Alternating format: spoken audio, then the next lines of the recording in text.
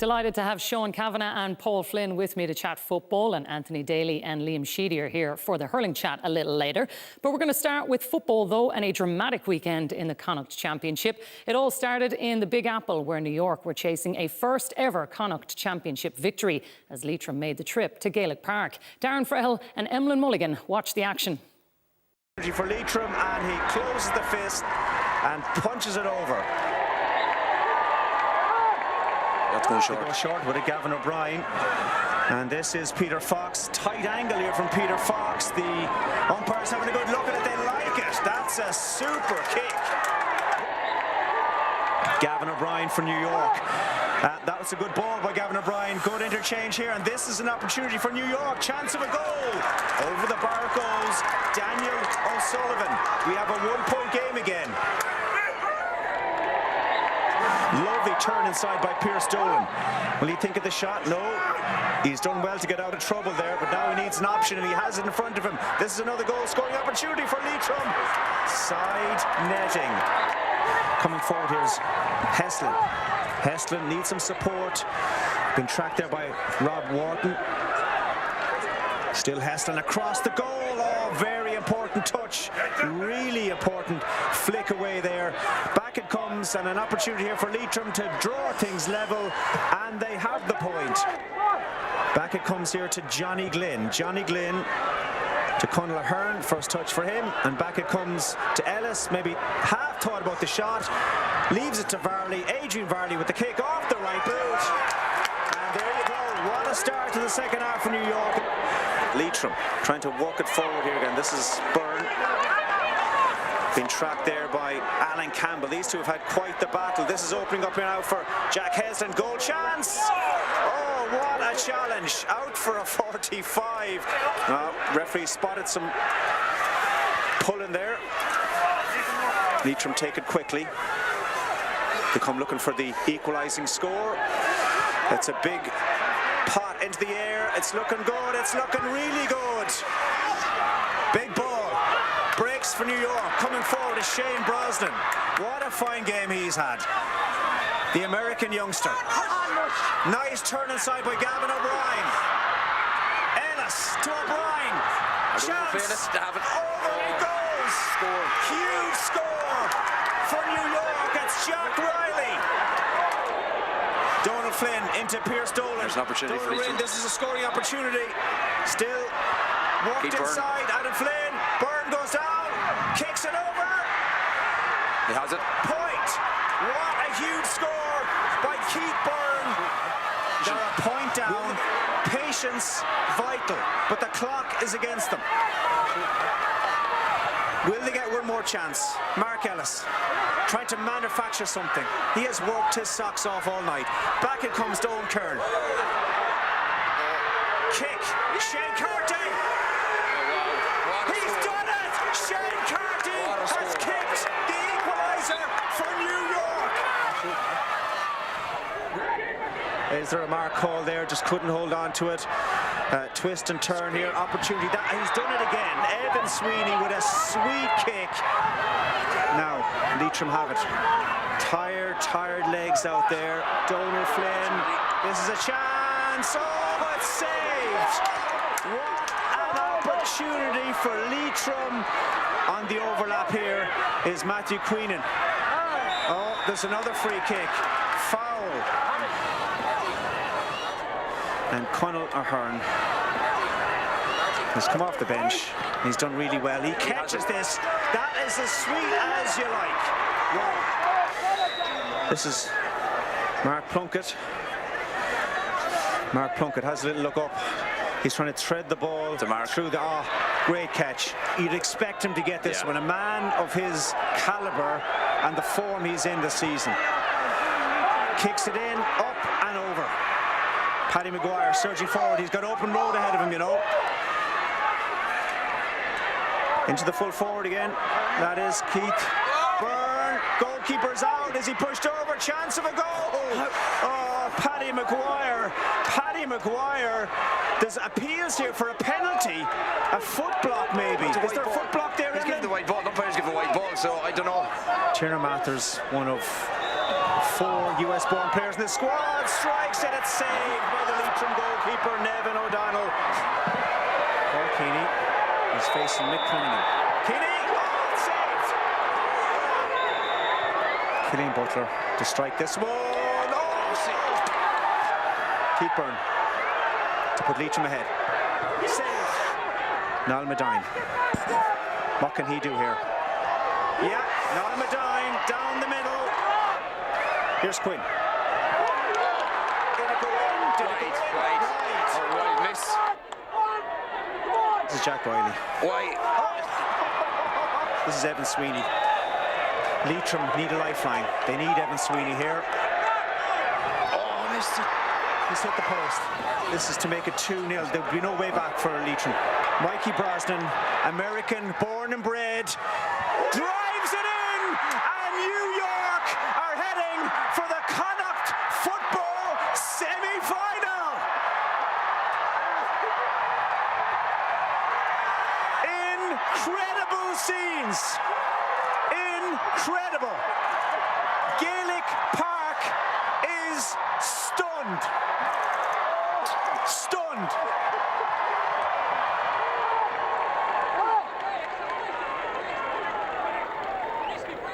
Amazing scenes in New York as they achieve a first ever championship victory at the 23rd time of asking. Sean and Paul are with me, and we're also joined by a very special guest this evening. Shane Carthy is with us from New York. And look, Shane, thanks a million for stepping out of the bar that you were in, no doubt. Give us a sense of what it's like. The first victory, it must be incredible.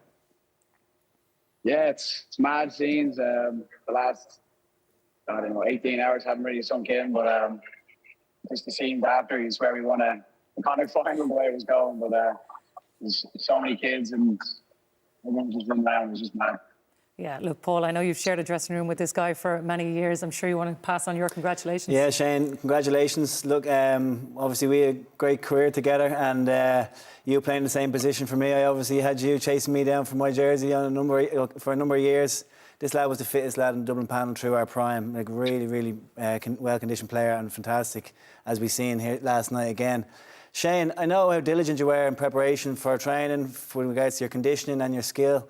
How are you managing that, travelling up and down from Boston? Because it's not as seamless as going from maybe Malahide Road up to DCU. Yeah, it's definitely been difficult. But I met with spoke with Johnny McGee, the manager, back in January. Kind of looked at it on the diary, how it would work. It was 10 trips in total, including the game. So now on Thursday, and I got into a routine in terms of you were from work at 1:30, getting down to training by like 6, and just training late. So it actually worked out quite well. Shane, Sean here. A big feature of last night's game, I felt, and a highlight for me really, was the homegrown talent.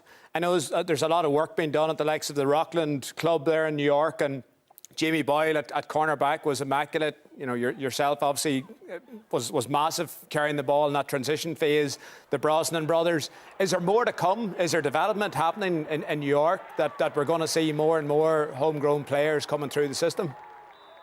Oh, definitely. I'd say all across America, like the games is taking off. New York have put so much into underage structure.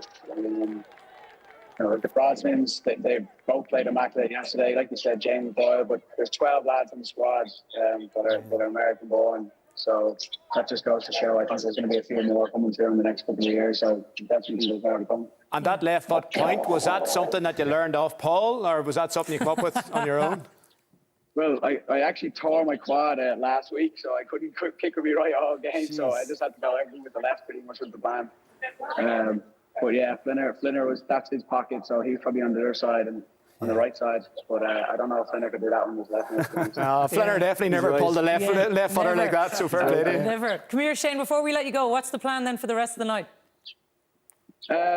I don't really know, to be honest. We're in an Irish bar here in the Upper East Side, as you can see in the background. So I'd say it'll be a late one, all right, but I don't know where we're going. Well, enjoy the celebrations as well. Lads, before we move away from that game then, what about this performance of Leitrim? Because I think, Paul, for them, they may feel this was a missed opportunity. Yeah, it was. Obviously, the number of goal chances that they missed, I think they got caught up a little bit in the emotion of it. Like, you could see there was 9,000 people there. You could even hear it in Darren Farrell in the commentary that he was getting excited. And what Leitrim really need to do is bring control and structure to the game, which they tried to do at the start of the second half, but they couldn't sustain that. But they definitely had enough chances to win that game. But to be fair to New York, they were full value for their victory. Yeah, they certainly were. Well, our next port of call then is Castlebar, where two new managers came face to face, one of them back in familiar territory. Darragh Maloney and Enda McGinley were on duty for Mayo and Roscommon. Kevin McStay hoping to lead his side to another Connacht Championship title. A fine effort by the man from Ballina. In a province where Mayo dominated for years, well prepared by their manager Kevin McStay. A magnificent day for Roscommon football. Well, here we go. New season. This is going to be interesting. It's old friends, remember glory days. And new acquaintances dare to dream what might happen today. Get up! Simon said he get the get up. The Connacht Championship, we've had some shocks already. This would not be a shock by any manner of means if Roscommon come here and win like they did in 2019 when Mayo were league champions. Mayo won the toss. They are going to play with the wind. Now Mayo getting runners forward. Lots of players forward in the attack. The furthest forward is Aidan O'Shea. O'Shea tried to use his body. He got it through to Stephen Cohen! Off the crossbar. Carroll was beaten. What a shot. Like, he didn't do much wrong with a shot, you'd have to say. 1 inch and that would have been a screamer. Niall Daly been advised to carry the ball, which he's done. Kieran Murtagh-Daly goes again, and there's a really good run by David Murray. He's got in around the back of Flynn. They could be in for a goal chance here. The shot was blocked and the referee's going to give a penalty. It's a Roscommon penalty. I think it was David Murray was going down to try to pick up the ball after the shot was blocked, and he got pushed in the back then. It was Conor Loftus. Enda Smith who's going to take this penalty against Colin Reap. Sent the goalkeeper the wrong way. That's a beautiful penalty, and that is a massive moment in this game for Roscommon. Beautiful strike by Smith. He struck it differently than the Armagh penalty, but he put it in the same position.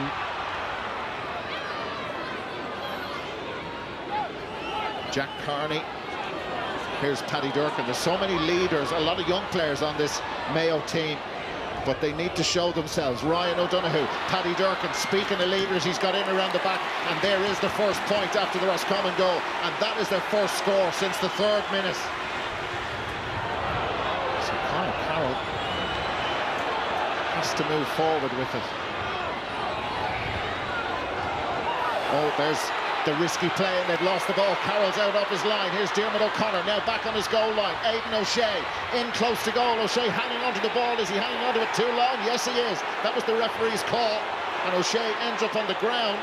Carroll had taken a dodgy solo, then a couple of fist passes to men under bother. Next thing, Mayo got the turnover, but in fairness, they just completely shut out any space at all for O'Shea to try to get a shot off.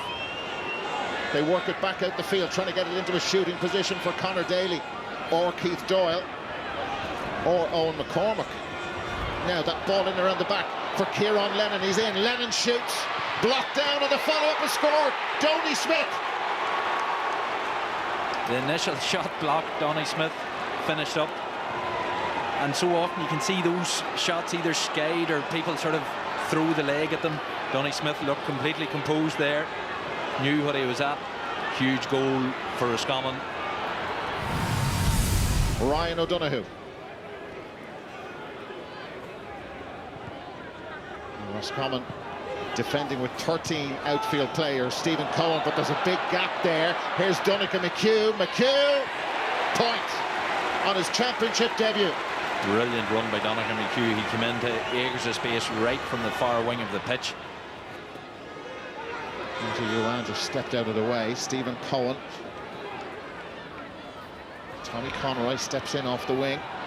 Conroy still going, and still Tommy Conroy with the white boots, easy to pick out, and with his brilliant skill, easy to pick out too. They're clawing their way back. Enda Smith.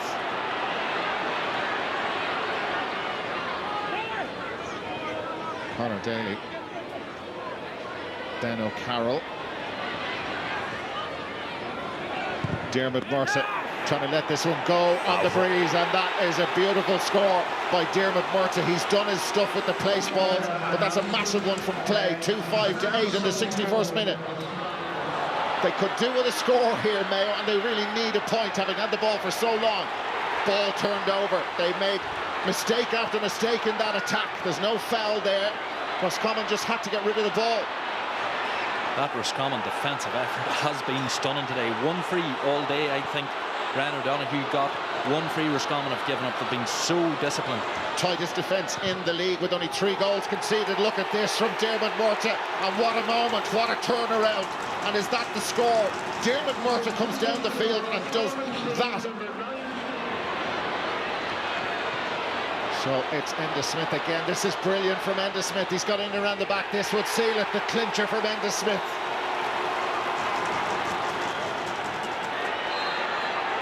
There's your full-time whistle, and there's the winning manager. Davy Burke has led Roscommon to the last 4 in Connacht, and it's a reality check, a big reality check for Mayo. Let's confirm the score for you. Roscommon, 2 goals and 8 points. Mayo, 10 points. We had a sense that if we could keep Roscommon out of the goals department, the game might run for us. And we got two early chances that we didn't take, and Roscommon got 2 early chances they did take. And then that gave them a bit of cushion to play the game plan they wanted, and they executed it really, really well. Brilliant win. Delighted for that group of Roscommon people. Unbelievable. They're as talented as I've ever worked with, and as genuine as I've ever worked with. So I'm just absolutely delighted with them. Yeah, it's a game of control at this level. You've noticed everyone's playing the same way now. It's purely about control, and I think there's one thing we have is we have talented footballers who don't give the ball away. It's about good decision making, and that's really what I go after, is good decision making, more and more and more. Well, he showed good control with the fist pumping anyway. Davy Burke was definitely getting into it. Huge win for his side though, Sean. Massive win, and you know they showed that early season form, and we all wondered whether that was a bit of a bubble bursting midway through the league when they get safe. But they come to Castlebar today with real intent and energy. And whenever you outwork a team like Mayo, you know you're doing something right. And today they had the conditions. They played the conditions well. They defended deeply. They played that transitionary attacking sense. They had games outstanding performers in Enda Smith and Dermot Murtagh, and they were full value for the win. What about Mayo then? Darren Maloney used the word reality check there. Is that the way you see it, Paul? I think when you lose a game in the Championship, it always, I suppose, affords you an opportunity then to reflect on your performances, and they get a chance now to reflect on the 2 performances over the last number of weeks. Obviously, they get the win last week against Galway. This week now, they'll look at it through a different lens, and they've now got an opportunity, if they want to see it that way, to do a bank of work to prepare for the really important part of the season, which is the group stages of the All-Ireland, because that's really where Mayo are going to be measured at the end of the season, if they can get over the line. It really comes down to what you define as success. Is a league win a success? Would a Connacht have meant more? I suppose they don't have that option anymore, but they'll now be defined on what sort of assault they'll have in the All-Ireland. And I think on its own, obviously, a provincial is higher ranked. But let's look at Mayo at the end of the season to really measure if it's been a good year for them, because I'd say McStay has one thing on its mind, and it's winning All-Ireland. Yeah, look, it's a long season, yeah, that's for sure. Let's pick over it a little bit then, though, because I think the basketball people would have loved to seen these Roscommon goals with all the back doors that were going on here, Sean. Totally, Jackie, and this would have been something, I think, the reference that they were working on in training. Now, the positioning of some of the Mayo players, you can see Conor Loftus here and Jordan Flynn, body shape, and then Loftus really as a sweeper should have been back in front of his goal. That gave David Murray that opportunity to run into that reverse run in, got the ball to Ruan, and Loftus arrived late. A little bit awkward, probably a bit of a forwards tackle. In fairness, you have to think about the lost Lee Keegan and the lost Oisin Mullen from their defence, and this was the first time I've really seen them challenged and they'll field challenged in Championship football. This one here, they didn't contest the high ball come in. Roscommon did very well, in fairness. They worked the ball through their hands, very neat and tidy. We're looking here at the positioning again of Conor Loftus. Not a natural 6. He's out wandering a little bit.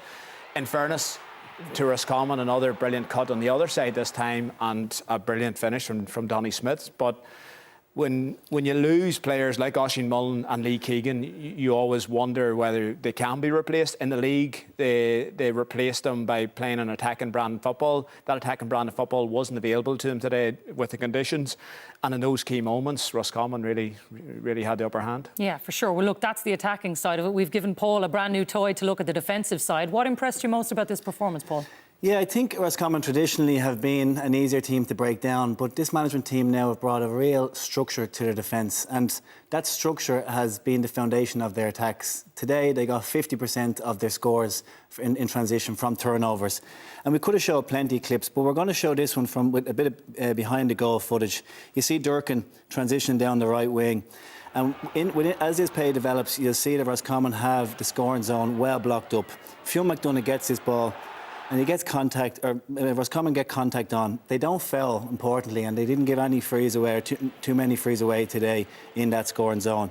But if you look around, they've got 8 players within the scoring zone, and the scoring zone was a little bit further out in the first half because of the wind that Mayo had behind their back. They didn't win the ball first off, but look at all the players, look at all the eyes, they're on the ball. They also have the cover of, I think it's Ruan in this play, is sitting in front of Aidan O'Shea in the full forward line. So that pop ball isn't on either. As you see the play develop then, the ball pops up eventually and Smith gets the ball. And that's not enough. Look at all the Roscommon players. Look at their intent now to get forward in transition. They haven't stopped. And this is the real change that we've seen in Roscommon this season. And they developed on it, game on game. And they came into this game really prepared with a good game plan. And they pulled it off. Yeah, they certainly did. And now they can look forward to a potential clash with Galway, which would be great to watch, Sean. Yeah, and in fairness to them, it's harsh on them because they've probably played the #1 ranked team in the country today, and the next probably ranked team is Galway, so they're going to do it the hard way. But look, the challenge really for Roscommon, Roscommon have been good in Connacht and have won a couple of Connacht titles in recent years. It probably is the getting away from just always being a transitionary team, and maybe when they go to Croke Park, being able to kick long and being able to get the scores the way a Kerry and a Dublin are able to sort of transition from that one style to an attacking style. Yeah. But so far, they've looked the part, and if they can get through Galway and manage their way through Connacht, look, they'll have earned the right to take that next step. Yeah. And when you layer top footballers like the Murtaghs, like the Smiths, with that foundation at the back, that's the key part of it. So then players can then go and express themselves with the knowledge that they have really strong structure at the back to make sure that if the ball is turned over, that they have protection there. Yeah, well, look, last word on Mayo then, Paul, and what this means for them. Because as Sean said, look, there's a long season there yet. There is a long season, and I would see it as an opportunity for them. I've been questioning the value of the provincials this year, and there is no blueprint to winning an All-Ireland in the current structure. It's brand new, so we don't know what the right way to do this is. Mayo can use this as an opportunity when they do regroup. Take the block now to do a bank of work and be ready for the group stages where it's really, really important. The only thing I would say is that Paul mentions the value in the provincials. I do feel there's still value in Connacht and Ulster because there's teams that are going to go for it, and winning those provincials will be success for them. Yeah, well, look, we'll see how that pans out in the next month or so. Let's move on to our other game then in Connacht, where Division 4 champion Sligo headed to Ruislip to face a London side who lost all 7 league matches in the same division. After a disappointing league campaign, London welcomed newly crowned Division 4 champion Sligo to McGovern Park. After 12 minutes on the clock, Conal Gallagher's point had the sides level at 2 points apiece. With Sligo now ahead by 3, Gallagher laid the ball off into the hands of Enda Lynn. Lynn's chance was brilliantly saved by Daniel Lyons. Following the goal opportunity, the response came immediately for the visitors. The midfield man Paul Kilcoyne added his name to the score sheet, and it was now 2 points to 6. Sligo pushed on from here with scores from Pat Spillane and Paddy O'Connor. This score from Luke Towie gave them an 8-point advantage heading in at half-time. He was one of 9 different scorers for Sligo in the first half. It was 4 points to 12. After the interval, with little defence from Maher's men, Cian Lally, Patrick O'Connor and Keelan Cawley worked the ball well into Sean Carabine. Carabine slipped it into the net from a tight angle past keeper Noel Maher. It was 7 points to 115. With the game slipping further and further away from the home side, they continued to battle hard in the second half. Liam Gavahan sent a high ball in on top of Enda Lynn, and Lynn popped one between the posts. In the 62nd minute, substitute Mikey Gordon had plenty of time and space in front of him to make his way into sharpshooter Pat Spillane. Pat's shot ended up in the net, and there was now 12 points between the sides. Heading into injury time, cornerback Nathan Mullen teamed up with Pat Spillane, whose effort hit the crossbar and went over for a point instead. After a quick turnaround from last week's league final, a dominant 14-point win sets them up for the Connacht semi-final. Full-time, London 12 points, Sligo 220. Yeah, great win for Sligo, and look what it opens up for them. The potential of Sam Maguire football, if they can reach a provincial, would be amazing, Sean. They're on a real high at the minute, Jackie. They've backed up their Division 4 win yesterday. Okay, London a little bit depleted, but having seen the scenes last night, they'll be sitting there waiting, thinking, here's an opportunity. New York will maybe dine out on last night and they'll look to push forward, but serious opportunity and playing a good brand of football and a few tasty footballers through into the mix. Yeah, for sure. Well, what a cracking Connacht Championship. Time for us to take a quick break, though, but plenty more action from the opening weekend of the Championship to come. A massive game in Munster as the Rebels head to Ennis. A round-up from the Leinster and Ulster Football Championships. And another national final between Limerick and Kilkenny.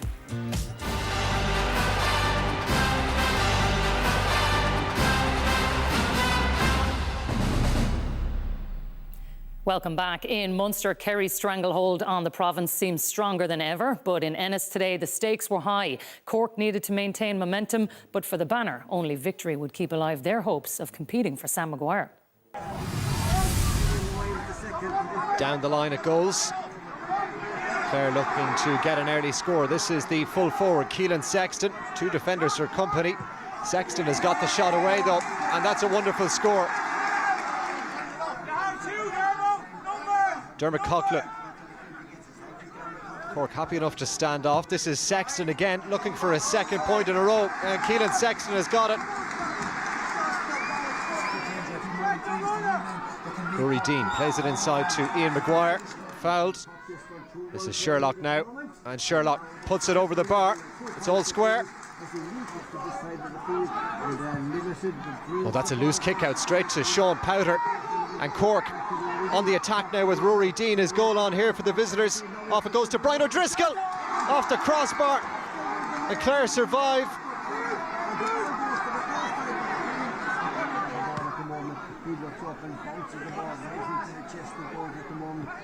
Colm O'Callaghan playing this one short. Cork having to be patient here.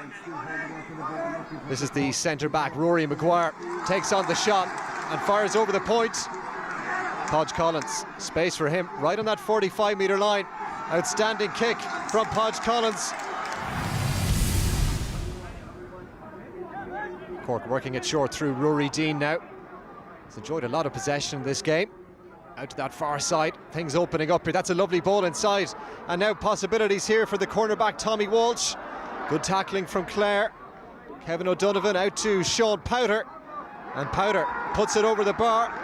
Well worked score in the end. Jamie Malone outside to Owen Cleary, the captain. Tight angle for Cleary, but he finds the range, closing the gap down to 3.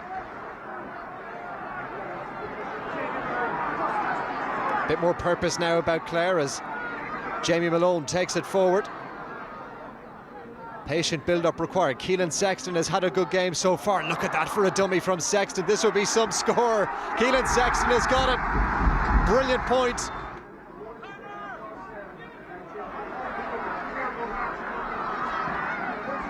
Clare building it with the substitute Darren O'Neill on the far side. Sexton again. A man with confidence flowing. Sexton still has it. Here comes the shot. Keelan Sexton. And we're all square in Cusack Park. Another outstanding point from the Clare full forward.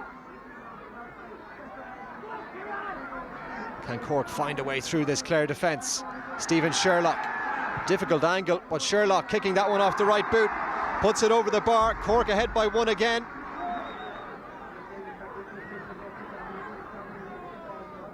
Through the hands from Clare, good running off the shoulder. This is Jamie Malone inside. Now back to Gavin Cooney. Cooney off that left foot, and he sends it over the bar, level again. Gavin Cooney. Good run inside again from Jamie Malone. Does very well to keep a hold of it. Now the goal chance opening up. Dara Bohannon denied by Micheál Martin. Manus Doherty. Podge Collins back outside to Jamie Malone. Swinging that one over the bar. Jamie Malone, a big score for Clare.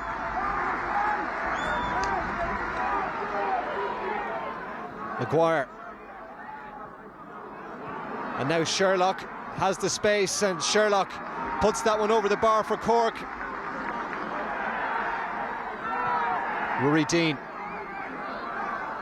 working into that far side, Cork, and this is Rory Maguire. Oh, well saved by Stephen Ryan. That looked like a certain point.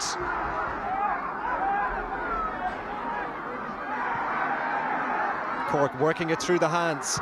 Kevin O'Donovan kicking that one high. Inside from Clare again. Jamie Malone. And there's a player inside, Killian Rowan. This would surely win it for Clare. Killian Rowan in the 75th minute puts Clare a point up. They're expecting the final whistle, and there it is, and Clare have done it. It's finished. Clare 14 points, Cork 13 points. Yeah, we're delighted, especially in the context of the league when we'd lost 2 games that were tight like that at the very end, and you know, you were kind of thinking today was this going to be, but thankfully the lads dug it out at the end, so it's great stuff. You know, at the end of the day, we could have maybe scraped a draw, or maybe got over the line in the end. But I think, you know, in the second half, when the game was there for the taking, Clare went and took it, and we didn't, and that's why they're victorious today. Yeah, great scenes in Ennis there as Clare advanced to a Munster semi-final meeting with Limerick. Tipperary and Waterford also vying for place in the Munster semi-finals today when they came face-to-face in Thurles. Waterford responded well and were back to within a single point by the 19th minute thanks to this effort from Dermot Ryan. In what was a tight first half, Tipperary finally put some daylight between the sides with the impressive Stephen O'Brien finding the back of the net to send his side 1-4 to 3 points in front. The second half developed into a real championship contest with Waterford hitting the front with just over 10 minutes left to play thanks to this brilliant goal from Dara Corcoran to leave it at 1-8 to 1-7. Tip were on the back foot with Waterford growing in confidence, but the hosts managed to regain the lead just 2 minutes later. The move looked to have broken down with the ball spilling loose, but midfielder Jack Kennedy showed all his skill to retain possession soccer style before helping set up Stephen Quirk for Tipperary's second goal as the hosts moved 2-8 to 1-8 in front. Waterford remained in contention with Dara Corcoran finding the target, but the result was put beyond doubt in added time when Paddy Feehan eventually found the net to put his side through to a semi-final meeting with Kerry. It finished Tipperary 3-9, Waterford 1-11. Yeah, so that's the roundup in Waterford, but let's start with that game in Ennis there, Sean. And look, a first championship victory for Clare against Cork in 26 years. It's some going. Yeah, third time in history, and given the context of it, with Clare getting relegated, and they were harshly relegated, Jackie. They were good in the league. They lost a few key players to injuries. They lost narrowly to Dublin and Kildare. So today was really their redemption, and they have regrouped. Colm Collins again is pulling the best out of that group, and they were by far the better team today. They had 16 scoring chances they fluffed, and a few goal chances in the mix of that as well. So they were by far the better team. This was a 1 point hammering today, and fair play to them. They've regrouped now, and if they can get that efficiency sorted, they'll be looking towards a Munster final and a cut at Sam Maguire. Well, you could see on Colm Collins' face there, like how much it means to him. He talked about this being the biggest game of his tenure, and it has the makings of his team. It is, and you can see the players responded for him. You know, there's a lot of love for Colm Collins down in Clare. And it's because he gives everything to it. He's the type of player that I think anybody would love to play for. And that just came through right in the end of the game when you could see it was there for the taking and that they fought so hard for their manager. And that typified the performance today for Clare. Well, let's take a look at that then, Sean, because this really impressed both of you. It's this kind of battling tactics as Clare went for the killer win. It was an attritional game, this, Jackie, for 55 minutes, and with about 15 to go, all of a sudden a game broke out, and both teams then opened up, and rather than playing 15 behind the ball, they both went for it. And in this first clip, Clare showed that they're just not a team to put men behind the ball. They can play fast-moving football, and the game's outstanding forward all day was Keelan Sexton, as he has been in the past for them. And in the slip, he kind of runs the Cork defence, and Mary Danson kicks an inspirational score, but he did that all day and finished with 4. So they were really impressive whenever they needed to kick for home. They really did. And McMahon then as well, through the attacking spine, had a really positive game. Here we see another really positive score from Cooney late on, the sub coming off the bench to get a score. Yeah, I'm not so sure about the Cork defence in this one either, Paul. They're very standoffish, and that maybe typified Cork today. It did, and you know, when you're not at the game, you don't get the full picture, and you're seeing on social media the impact that some of the players like Podge Collins had putting Cork on the back foot, like Lillis had nullifying the effect of Powter. He's had such a positive league campaign so far. This one here then was literally last minute, last play of the game. Yeah. There was no panic. Ruane got up there. Game management knew that was more than likely the last play of the game. They played the ball through the hands and a very accomplished finish. And everything with Clare in the last couple of years has pointed to how well, as Paul alluded to, Colm Collins has managed this group and is getting the best out of this group, and that defines a great manager. Well, if it was backs to the wall for Clare, then what about the position this leaves Cork in then? Because how do they regroup from this? And I guess the wider implications as well, Paul, of what this might mean for the Sam Maguire. Yeah, and it's a little bit different when we're talking about Mayo and a bit of a break. I'm not as sure it's as an appetising break for Cork. There's question marks now in relation to what competition they're even entering into, because obviously they need a little bit of bad luck, but if things don't go their way, we don't know how it's going to play out. So for Cork, it is a harder regroup than it is for when we look back at the Mayo game. But look, they still have top quality players there, Hurley to come back in. So I still think that they can regroup and get a good season under their belt, but it is definitely a disappointing loss for them today. All right, well, we'll leave Munster aside and move on to Leinster then for a first championship meeting in 5 years between Laois and Wexford. The prize for the winners hosting a quarter-final meeting with Dublin. Well, the sides last met of the championship back in 2018. Laois won a first-round tie by 6 points. That was after extra time. This is Evan O'Carroll, goes for goal! And the keeper manages to push it over the bar. Short kick out. No, that's a mistake. That's in Ben Brosnan. Here's a chance of a goal for Wexford, and it's pushed to the net by Robbie Brooks. First goal of the game. It's a big, high-hanging effort from Paudie Hughes. That's a lovely score from distance. Goal in it now.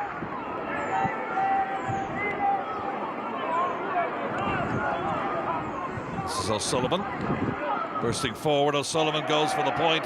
Nice score as well on the run. This is their captain, O'Nolan. Oh, pulled down there, Gavin Sheehan by Mark Timmins.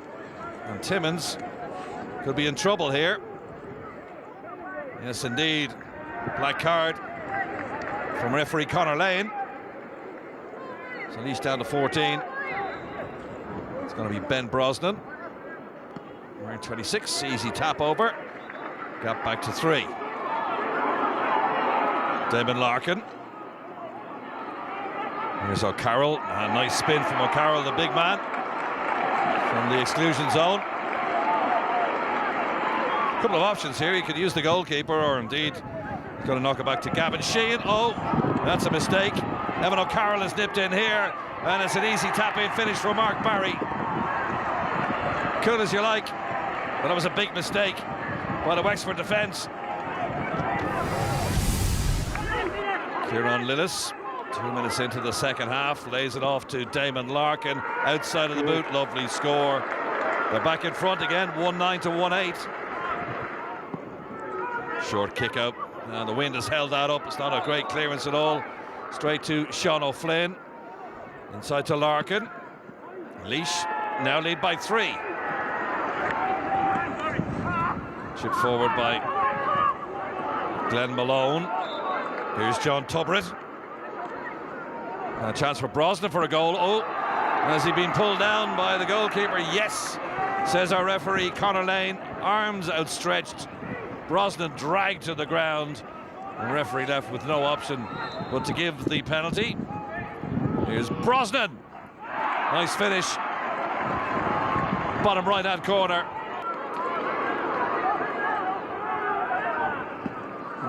This is Lillis. Bit of a missed kick by Lillis, that one. A real scramble. And a chance for a goal. It is. Mark Barry, Leo Dempsey's man, sticks it to the net. And Laois now lead by 4.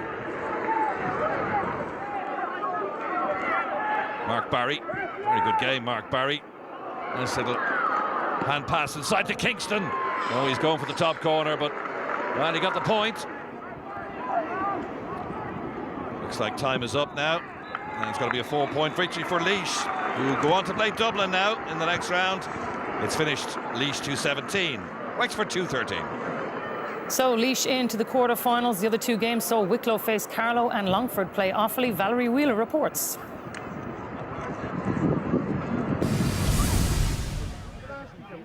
Wicklow and Carlow met in Aughrim for the first time in 23 years.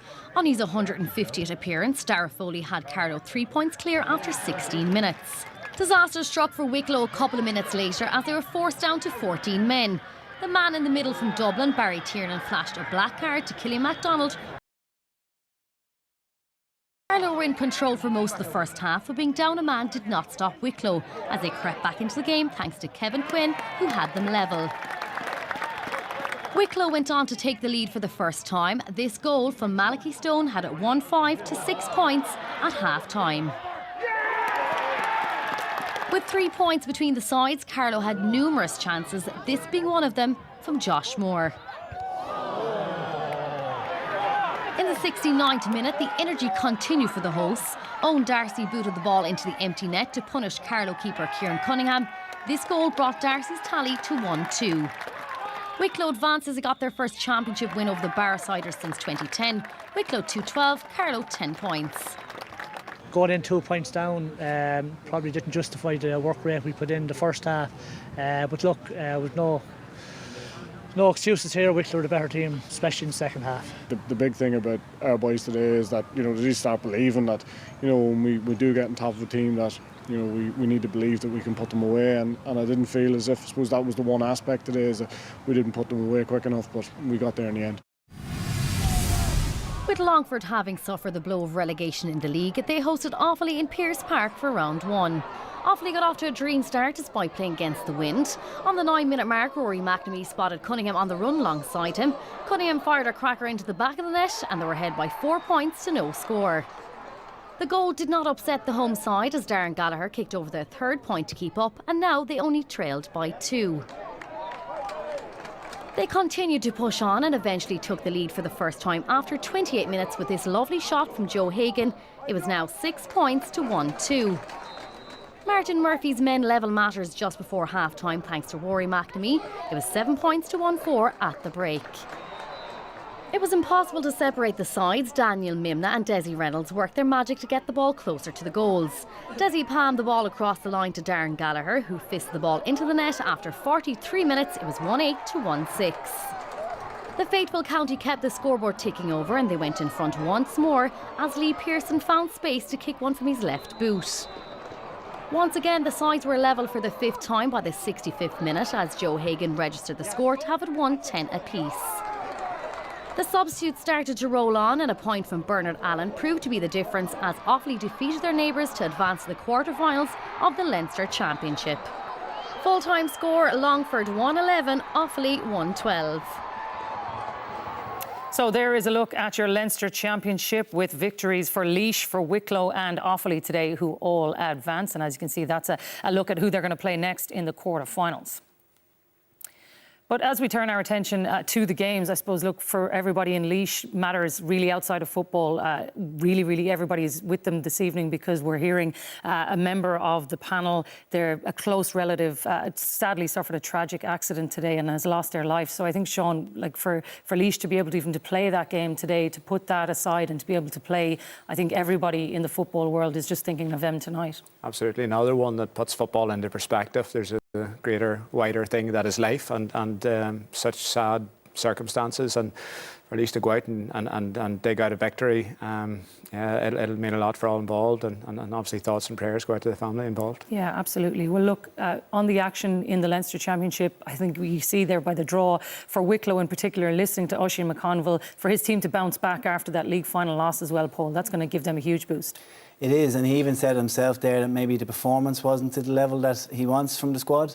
But coming from 8-day turnaround after a tough loss against Sligo last week, I think they did great. I think at the up front it was really the scoring threat from Darcy, from Quinn, and that really kind of got them over the line. That proved the difference. In the end, he made 4 changes from last week as well to freshen things up, and sometimes that can just be the catalyst to get the squad going again after what can be a tough week emotionally more than physically. Like 8 days, you can really turn yourself around, but it's just the whole... Probably looked a little bit leggy, a bit like Mayo did, and that week after a national final in Croke Park can be tricky to get going, but they got the show back on the road. Yeah, for sure. Is the most important thing. Yeah, look, and I guess for them it's another step forward on their journey after what has been a really, really decent run so far. What about Offaly then? And you think about what they've been through over the last month. You know, we're talking about tragedies, and there's very sad loss of Liam Kearns. For that Offaly team, you know, a month ago, what they've been through, for them to get out and get a win as well today, Sean. Yeah, that'll mean an awful lot. That team in the last number of weeks, well, I thought it would have been difficult to get back training, and even though that bond will be there, they'll have all questioned, you know, why we all do this, and losing Liam was such a tragic blow. But to have gone to Longford, which is a tough place, I've been there myself for a couple of qualifier games, they never make it easy. So to have gone there and dug out a victory like that will give them a real boost, and for all involved, fair play to them. And you look at that side of the draw now, Jackie, and you think there's 4 evenly enough matched teams. So look, if they can manage to go and give a good account of themselves against Meath, they could be looking to progress in that championship. Yeah, big Ulster or Leinster quarter-finals to come. But let's move on to the Ulster Football Championship then, because it definitely still remains the jewel in the provincial crown, that's for sure. Armagh began their quest for a first title since 2008 today with a preliminary round game against Antrim. Cathal Malani brings us the best action from the athletic grounds. Coming into the match off the back of relegation from Division 1 in the league, Armagh started well and were 2 points to no score ahead thanks to this kick from Kieran Mackin in the 3rd minute. Armagh almost added a goal shortly afterwards, but this effort was well saved by Michael Byrne, who denied Jason Duffy from close range. Antrim then managed to clear their lines. With his side dominating in all areas, Conor Turbett was to the fore for the home team and kicked his first point in the 9th minute to send Armagh 3 points to no score in front. Playing with the aid of the breeze, Antrim were 5 points down by the time they got off the mark in the 16th minute, thanks to a fisted effort from Rory McCann. The next 4 points went the way of Armagh, but Antrim got their second score of the match shortly before half-time when Conor Stewart fired over. Leading by 10 points to 4 at the break, Armagh started the second half well and moved 9 points in front thanks to this effort from the impressive Conor Turbett 5 minutes after the resumption. With poor shooting hampering their progress, Antrim found a lifeline after 52 minutes when they cut through the Armagh defence, and Conor Stewart provided a neat finish to leave matters at 14 points to 1-6. Armagh's response was instant, and they reeled off the next 4 scores, including this superb effort from the outstanding Shane McPartlin. Armagh were also well served by Conor Turbett, who finished with 8 points to his name. This point in the 66th minute helped Armagh move 19 points to 1-6 ahead. Antrim substitutes added some impetus to their second half display, and Oren Eastwood managed to get on the score sheet with this fine score shortly before full time, bringing the visitors' total to 1-8. But Armagh were always in control, and they now move on to a meeting with Cavan in the quarter-finals. It finished Armagh 20 points, Antrim 1-8. So Armagh advancing into the quarter-finals. You can see there that completes that side of the bracket. Still a lot of brilliant games to come, though, in the Ulster Football Championship. And Sean, as ever, it is the one that delivers. What about Armagh? What about their prospects based on what you've seen of that performance there? Yeah, well, Kieran will be happy to have seen the likes of McPartland, who looks like he's got a bit of a left-foot wand, like an Oren McNeilis of Donegal of a couple of years ago. And then up front, without Rian O'Neill and Andrew Murnan, Conor Turbett got his chance yesterday, kicked 8 points. Now, Antrim, in fairness, warmed up to an awful lot, Jackie. So it was difficult to really assess how much progress they've made. But from an attacking sense, the 20 scores yesterday, they look good, but we didn't find out. We'll not find out about them until they play Cavan in a couple of weeks' time. And it was interesting. Like, Antrim had a lot of possession in that game. They were very wasteful with balls going into the forwards when there was clearly too many Armagh players there. They were going to shut it out. But also their execution of shots was poor. But when you look at Armagh, 20 points, yes, great return. But I thought that was a game where they really could have went for the jugular and tried to squeeze out a goal. And there were a couple of opportunities in the first half. Duffy had an opportunity where you get an opportunity to take your man on, you get a one-on-one where there's no swarm defence and go for it. And they just didn't go for the jugular. And I think against Cavan the next day, they're going to want to go for it and get a goal. It's a bit of a non-event, to be honest. I saw a few clips of Armagh supporters coming out afterwards, and they looked bored. I think everyone was bored. They were in second gear. They did up the gears, and they got to 4 points in the first half and 4 points in the second half. You could see that they could just turn the dial when they wanted to, but they need to the next day. A bit of a procession, but they found out a bit about a few players that maybe hasn't had that much game time. So look, they'll see that as a positive. Yeah, well, look, contenders maybe for later in the season. We're going to have to leave the football chat there, though. My thanks to Sean and to Paul. We are going to take a quick break, but when we come back, we'll be turning our attention to the small ball. Limerick and Kilkenny renew their rivalries in a first league final meeting since 2006. That's a good ball over. Larkin's coming in. Cracking shot. And that's beautifully over the bar. Super shooting. A very finely balanced match. Chaplin to bat it in. Into you-know-who, Henry Chaplin. Another Kilkenny goal. And in the end, it's Kilkenny who emerge with victory.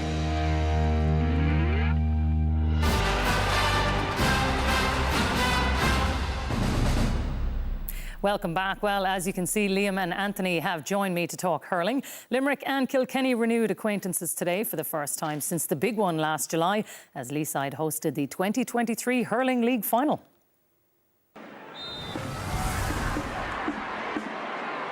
It's Sunday, April 9th, Easter Sunday, 2023, on the banks of the River Lee, Páirc Uí Chaoimh for the Allianz Hurling League final. It's the first national final for Kilkenny manager Derek Lyng, and Kilkenny go into the attack. Adrian Mullen gets his first touch, swings it between the posts and sends it over the bar. Good start. Kilkenny have the possession once more. Good diagonal ball, because there was nobody in around the square. Good intelligent play by Kilkenny. The layback is good. The shot is even better. Full marks to Richie Reid from Ballyhale Shamrocks. A little bit concerned at the moment, I would say, John Kiley. Nicky Quaid again going long. Gerard Hegarty. Chased by Billy Rod, giving it to the centre. Good work by Barry Murphy to Seamus Flanagan. Flanagan getting inside the cover of Tommy Walsh. Not for very long. Flanagan on the 20-metre line. Floats it in. The umpires are happy, but that's over the bar. That is a great score under pressure. Gerard Hegarty laying it off to Barry Murphy. Inside was Flanagan. Got away from the cover from a very difficult angle. Paul O'Neill is there at backup. Flanagan, confident. Dropping it in towards Aaron Gillan. Gillan has it.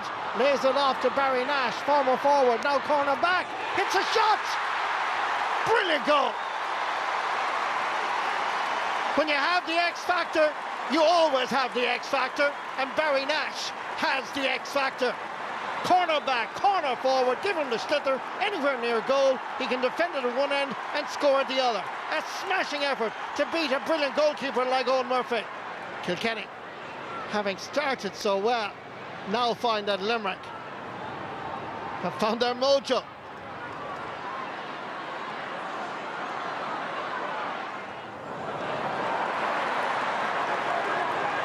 Too easily given away. Dan Morrissey to Gerard Hegarty. Long ball over towards Aaron Gillan. Seamus Flanagan was coming on the outside. This is Gillan, just inside the Kilkenny 45. Floats the slither inside the post and over the bar. His first from play. Ball inside, that's really, there were plenty of Kilkenny defenders there, but once Gillan looked at the goalposts, you felt confident he was going to hit the target. Short puck out again for Dermot Burns. I'm actually surprised that Kilkenny aren't pushing up more on those puck outs and forcing Nicky Quaid to go long. But this is what develops. The Road Hegarty thought he was giving the ball to Aaron Gillard. Instead he gives it to Paddy Deegan, who plants it between the posts. The intention was good, but Paddy Deegan was in the way and he let fly, scored a great point.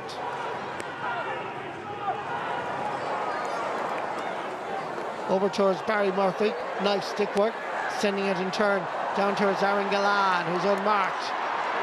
The 11th commandment, thou shalt not do that if you're from Kilkenny. And Aaron Gillard sends it between the posts for his 5th point of the game, 2nd from play. First 3 were all frees.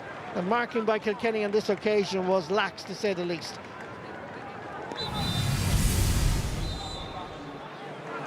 A lot to decide, a lot to play for. Allianz Hurling League trophy and the title now very much at stake. Can Kilkenny come back into the game, having started so brightly in the first 9-10 minutes when there were 3 points up?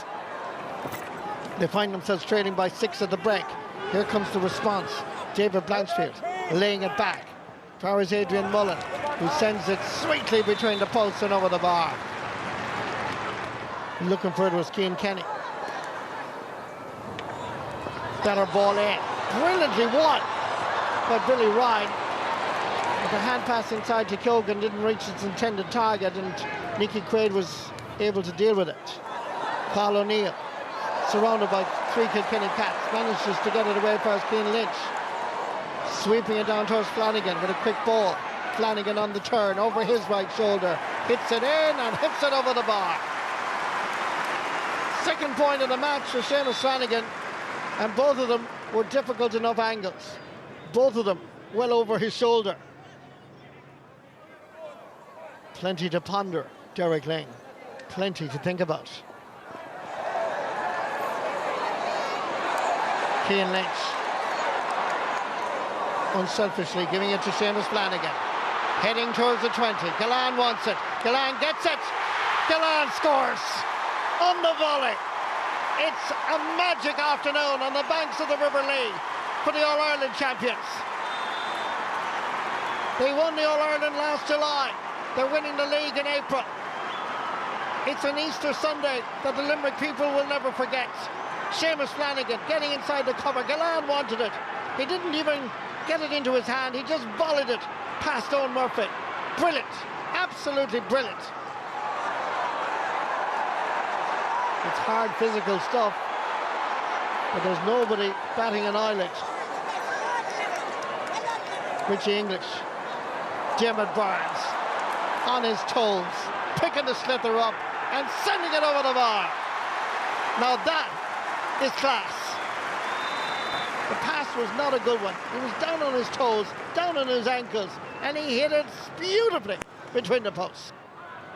And Kilkenny made look very ordinary this afternoon as they go through for an effort on goal which has gone to the right and wide. This was quite simply an awesome display by John Kiley's team. They were masterful except for the first 9 or 10 minutes. But the word has to go out from Páirc Uí Chaoimh. Limerick are in impressive form. They are the team to beat. But who will beat them in the championship? And that's the question. Full-time score, Limerick, 2 goals, 20 points. Kilkenny, 15 points. Cian Lynch lifts the trophy. Limerick league champions for the 14th time in their history. Well, Marty posed the question there, who will beat them? And that's it, Liam, because we're looking at a Limerick team, 3rd league title in 5 years. Just they keep going and keep getting better. Yeah, they're scary good. Really, really good again today. And they had quite a slow start. You know, they had no score in the first 10 minutes. They didn't get their first point from play until the 16th minute. But once Seamus Flanagan knocked over that first point, they just went into overdrive, knocked in 112 before half-time, gave themselves a 6-point cushion. And like some of their play is just incredible, Jackie. You know, I thought their execution of the skills, like when you look at those 20, 30-yard passes from the hurling, like 90% of them are absolutely executed perfectly. They're a really well drilled side, and they're going to take a huge amount of beating. The scary thing, Jackie, is that have they won it at kind of 85%? And the scenes there at the end with Cian Lynch getting the cup, it's so reminiscent of Cody's Kilkenny winning the league that hardly be a smile, and John Kiley's hardly smiling, like he knows 2 weeks' time. Like they're after picking up a league title that we didn't think maybe they'd have much interest in going on Leicester's league.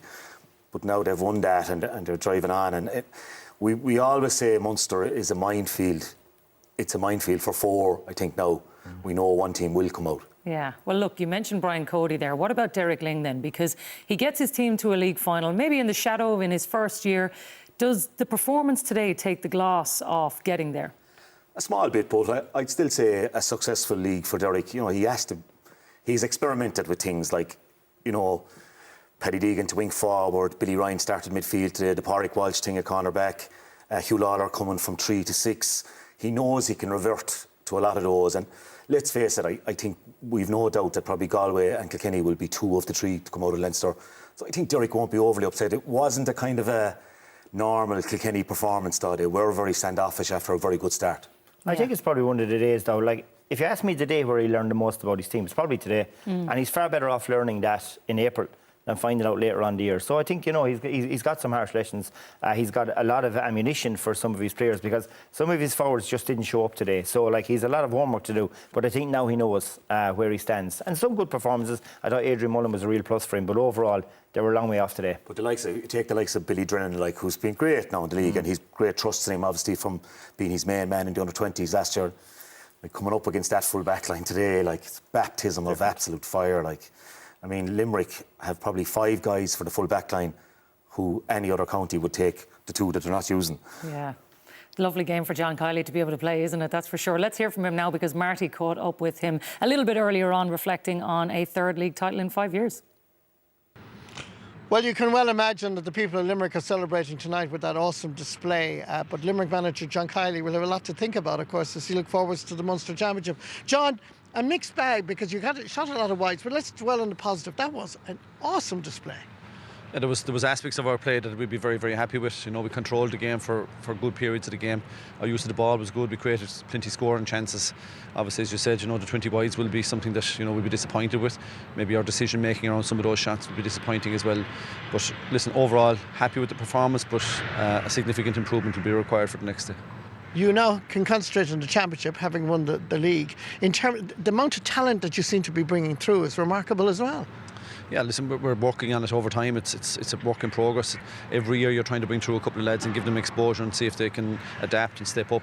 So that's part of the process of the league every year, and you know, we'll continue with that in the future. But listen, at the moment now our focus, you know, turns and shifts very quickly to the championship coming up in 2 weeks' time and our first round with Waterford. So we're going to get back to the field on Tuesday night and start working hard for that. I get the impression that while you're happy going home, you're not overjoyed that there's still a lot to be done. No, listen, let's be honest about it. You know, we worked hard in this league. We took it as seriously as we possibly could. You know, we went after it, and you know, we put ourselves in this position today to have a chance of winning it. And you know, I'm delighted with that. You know, that augurs well in terms of the players' attitude, their appetite for work, their appetite to play. You know, it's helped us to make the squad even more competitive. It's helped us to get players who were out injured back on the field again. So listen, there's loads of positives there for us, but you know, the big game is now the 23rd. John Kiley, congratulations. Of course, Limerick would now face Waterford in the Munster Championship in 2 weeks' time. Something to look forward to. Yeah, it definitely is, Marty, that's for sure. Well, look, John Kiley isn't getting overly excited there, but Liam, there is plenty for him to be positive about. His inside line firing again is definitely a big one. Yeah, I thought his inside line, you know, it felt like the band were back together today. You know, I think he's very clear that he wants a middle setup. And, you know, again, you see them here, they work the triangle out. You know, they do this all of the time. And it's very, very hard to stop it, really. You know, and Barry Murphy gets on the ball, Garrod comes off his shoulder. He looks up, there's nothing really on. And when you have 2 guys like Seamus Flanagan and Aaron Gillane, you can play this long ball in. They work off the breaks. And, you know, again, if Aaron spots Seamus where he is, you know, that's a certain goal. Now, I think when he was cutting 2 minds, he ended up driving the ball wide. But again, he created a chance. And, you know, Graham Mulcahy would have played this role previously. Peter Casey's now playing this role. It's an inside-out, outside-in, so he's free to roam. And he spends a lot of time outside, but also inside. But there's nobody, his feet are incredible. And again, he wins frees a lot because he takes on players all the time. And then we have the wizard himself here at centre forward. You know, I mean, he's just magic with the ball. You know, his decision making is of the highest order. Hits it into Seamus Flanagan. He takes a look, he scans, he sees 2-on-2, but he takes the option. You know, his trademark point, you know, over the shoulder, and he got 3 wonderful points again today and came back something like his best, and he acknowledges Keane for that. And again, you have the battle of the 2 Keanes, but Keane Lynch is the winner again, catches a great ball, comes down with it, and this time Seamus Flanagan said, hold on, there's something different here. You know, leaves Tommy Walsh in his wake, throws the hand pass across, and there's Aaron Gillane on the end of it to crack in a great goal. And watch the way they acknowledge outside to Keane Lynch, because, you know, he really does find it. And I think what John Kiely is pointing to is, you know, I was at the tip match against Limerick, and I thought too often they didn't use that inside ball. I thought it was a bit better today, but like 15 times in that second half, they had the ball outside, and they went for sometimes what I would consider the wrong option. If they start playing the right option into the inside forward line and they get 3 or 4 goals in the game, we can all be looking out. Yeah, the sports psychologists would often talk about erase the mistakes very quickly. I suppose even this weekend with the golf on and all. But they seem to have that knack now, like Gerard Hegarty. Gillane won a great ball in the first half, popped it to Hegarty. He hadn't passed that Kilkenny guy up the field, over the bar. And you know what? It's like if it didn't happen at all, move on. We'll get the next score. I'll do the next positive thing. It's a great place to have a team. Yeah, and come here, they're only the wrong options when you don't score, that's for sure. Well, look, if the forwards are that impressive then, Anthony, what about coming out of the back? Maybe they were given a bit too much space as well, though. Yeah, like, and that's maybe what I was talking about with Kilkenny, that you know, it was very like, they'll go short. I'm wondering, Jackie, are teams that little bit setting up with so much emphasis on Limerick and they're not playing their own game? Like, I mean, there wasn't a glove laid on a Limerick man. There wasn't anyone within 5 yards, and Gillane will score that all day. And I see here, we know Barry Nash wants to hair forward. Maybe why not put a corner forward right out, corner forward, and pin him back? But I mean, look at again, Flanagan. He knows the ball Gillane wants inside, though, and that's alluding to Liam's point. He loves this one coming across, catches. And look, Hugh Lawler's trying to keep pace with Barry Nash. He's certainly not marking Barry Nash. He's a cornerback. He's probably thinking, why not? Correct. Like, what's he doing here? Who didn't track him? So I think there's an aspect of Barry Nash. Is he nearly their most important player at the moment? He's such a playmaker. But is there a little aspect of other teams so caught up in how we stop them, they're forgetting to play the Kilkenny way maybe today, to a certain extent, I would have thought. That first score we showed there, Aaron Gillane's point, like no Kilkenny man to make contact with a Limerick man. That's not Kilkenny as we know them. Well, look, Liam, what it does is I suppose it makes everybody else start looking at this Limerick team and wondering how good are they, how do we stop them? Is this the strongest Limerick team you've seen? It is, in my opinion, Jackie. I think they've assembled the best panel they've ever had in 2023, and I think that's a call out to them. I think John Kiely and his management team has done an incredible job. John keeps referring to the squad and the group. I mean, to think a team, most teams, if you lost the centre back and the wing back before the game, they lost Kyle Hayes and Declan Hannon, 2 huge players on any team, 2 all-stars, you know, and they just get on business as usual. You know, Will O'Donoghue was out, you know, as a result of the semi-final, and Tom Morrissey only came on as a sub. Like, there's 4 guys that are, you know, at the top level. So I think they have the most strongest panel, and I think John Kiely, his biggest attribute to me is the way he's kept the group together. You know, David Reedy was in the background today. He's coming back from injury again. But he's managed to all the time talk about the squad and the players and the group. And everybody seems to have bought in to say, well, if I get my chance in, I go and I do. So, like, it's very, very encouraging. He'll be really happy because he knows he still has areas to work on. But, my God, like, they're at a level where nobody else is at right now. And I think they have the strongest panel going into the championship. But, you know, the championship will be what the championship will be at the same time. Yeah, well, look, as Marty said, cracking one to look forward to in 2 weeks' time. Just, I suppose, one of the other hurling stories this weekend, Anthony, a lot of people will have seen over the weekend. Lee Chin last night, Tipperary and Wexford involved in a challenge match. The match had to be abandoned because of racial abuse that Lee Chin was suffered from the sideline. I mean, this has happened again in the game, and this is just something that absolutely has to be eradicated. Yeah, I saw the clips, Jackie, I suppose, like most people, you know, they went around and... saddened, I suppose, by them. Lee, a role model for me, top-class bloke from the few times I've met him. Wexford people so proud of him, and, you know, it's a hard on tip as well. It's some guy outside the wire shouting in something, but disgraceful, and he shouldn't be at matches anymore, as far as I'm concerned. But, like, what do you do, Liam? Because, like, credit to the Wexford players and to Lee Chin, who did not want to continue with the game, and to Tipperary, to be fair, for stopping it. But outside of that, what can the GAA do? Well, I think the association have to take a hard look at this because, you know, if that's the example that you're going to set to young kids that are, you know, there's young kids and there's a lot of people at the match. It's gone all over. It's gone viral on social media. So it's out there. And look, you know, people do get heated and people get excited at matches, but you cannot condone that type of behaviour. behaviour is no place in the GAA, and I expect the association will have to look into it and deal with it in the appropriate manner, because it's not acceptable. As Anthony said, one of the greatest ambassadors we have in our game is Lee Chin. He's an incredible chap on and off the field. I had the pleasure of being in his company a few times, and for him to be, I suppose, having to go through that in a match is just not acceptable. It's really disappointing. Yeah, and I was actually thinking it's the last thing anybody involved would want. Like, you're absolutely right, both of you. Lee Chin, one of the nicest characters in the GAA, but I think for both of the teams involved yesterday, it's deeply hurtful for them as well, Anthony, because this is the last thing they want. Look at Liam Cahill and his men will be just disgusted as well with that. Like, they just want they'd have the height of respect. It was a fundraiser for a tragedy in Carrick, that, and it's just for that to be finish up like that, that has to be stamped out completely, Jackie. Yeah, couldn't agree more. Well, look, this weekend also saw the first round of Joe McDonagh Cup matches. It featured victory for last year's runner-up Kerry against Down. Carlow racked up a massive score against Kildare, and an absolute cracker between Offaly and Laois. Offaly had little time to enjoy promotion as they welcomed Laois to Tullamore. The visitors got off to a frantic start when they took a 4-point lead after 3 minutes. Stephen Maher, Aidan Corby, and this the first of Aaron Dunphy's 2 points. The home side responded with a pointed free from Owen Cahill before he found the back of Enda Rowland's net in the 10th minute to make it 1-1 to 5 points.